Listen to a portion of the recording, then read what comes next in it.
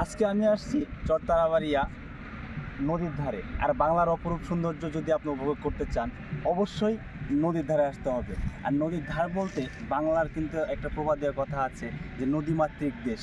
এই নদীমাতৃক দেশে নদী নালা দিয়ে ভরপুর। আর আপনি যদি দেখেন আশেপাশে কী অপরূপ সৌন্দর্য, আর পিছনের যে পাশের খুঁটিগুলো দেখছেন এগুলো মাছ ধরার জন্য।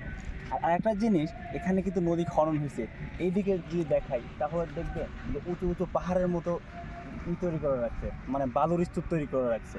তো এখানে মানে একটু আগে একটা নৌকা যাচ্ছিল, সেটা দেখেই মনে হলো যে রবীন্দ্রনাথ ঠাকুর এই নদীর পাড়েই বসে যে গল্পটা লিখছিল, এটা হলো আমাদের ছোট নদী চলে বাঁকে বাঁকে, বৈশাখ মাসে তার হাঁটু জল থাকে। কিন্তু এখন কিন্তু আর বৈশাখ মাসে হাঁটু জল থাকার কোনো সিস্টেম নেই, কারণ এখন নদীটা খনন করে অনেকটা গর্ত করে ফেলছে।